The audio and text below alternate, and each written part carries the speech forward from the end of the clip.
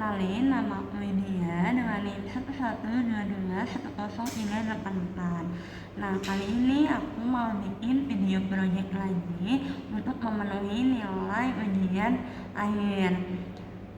Kalau kemarin aku bahas PPH pasal 21, kali ini aku mau bahas PPH pasal 23.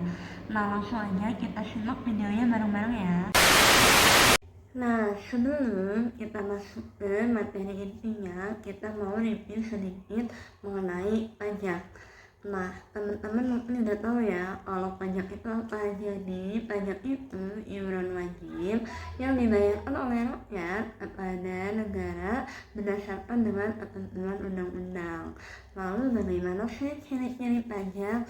Nah, ciri-ciri pajak yang pertama itu bersifat wajib.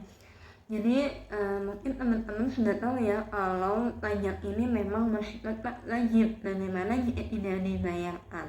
Jika tidak dibayarkan nantinya akan adanya sanksi.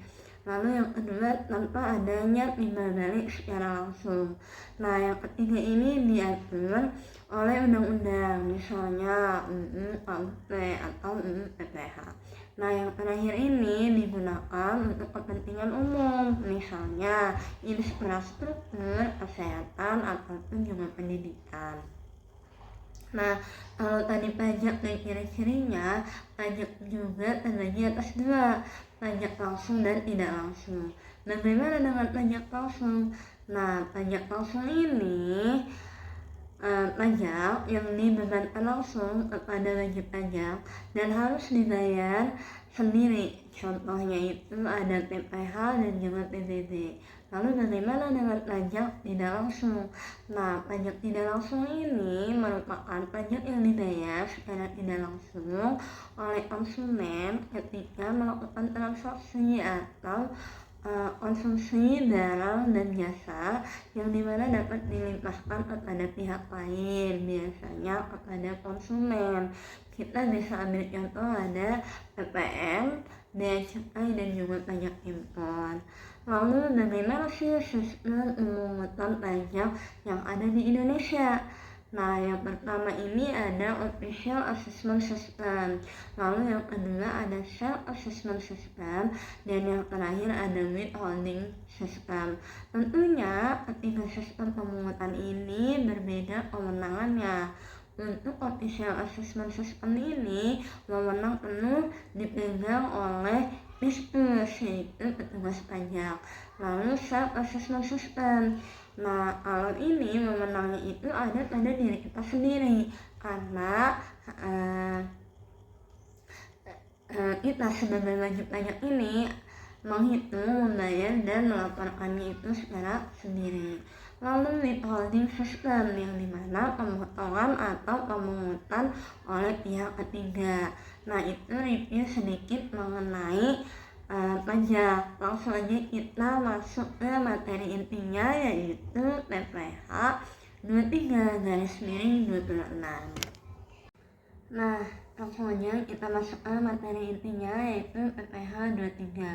Nah, PPH 23 ini merupakan pajak yang dipotong pada saat terjadi transaksi pembayaran penghasilan tertentu. Umumnya PPH 23 ini berupa penghasilan dari modal, jasa, hadiah atau penghargaan yang tentunya belum dipotong oleh PPH 21, dan juga penyetorannya ini dilakukan oleh pihak pemberi penghasilan atau pemotong kepada penerima.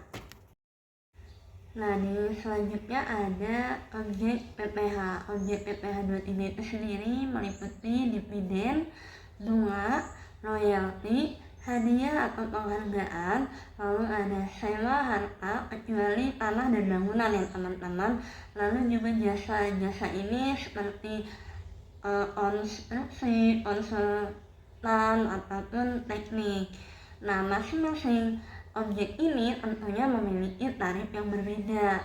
Nah, untuk dividen, bunga, royalti, dan hadiah ini besaran tarifnya sebesar 15%. Nah, bagaimana jika tidak memiliki NPWP?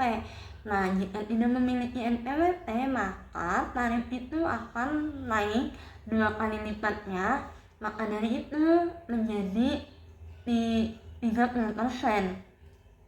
Nah, untuk sewa dan juga jasa ini besaran tarifnya 2%. Seperti yang sudah dikatakan tadi, jika tidak memiliki NPWP maka kedua objek ini tarifnya akan naik 2 kali lipat, akan menjadi 4%. Nah, di sini ada perbedaan PPh 23 dan juga 26. Nah, yang pertama terletak pada subjeknya. Untuk PPh 23 ini dikenakan atas pembayaran kepada wajib pajak dalam negeri. Namun pada PPh 26 ini kepada wajib pajak luar negeri. Lalu tarif pajak. Nah, tarif pajak PPh 23 ini umumnya di 2 hingga 15%, tergantung dengan jenis objeknya. Lalu untuk PPh 26 ini umumnya di kisaran 20% atau dengan perjanjian tax treaty. Lalu yang ketiga, dasar pemotongannya. Untuk PPh 23 dipotong atas penghasilan tertentu seperti jasa, dividen, ataupun bunga. Lalu untuk di PPh 26 ini dipotong atas penghasilan yang diterima oleh pihak luar negeri dan yang sumbernya ini di Indonesia. Nah, begitu teman-teman untuk perbedaan PPh 23 dan 26.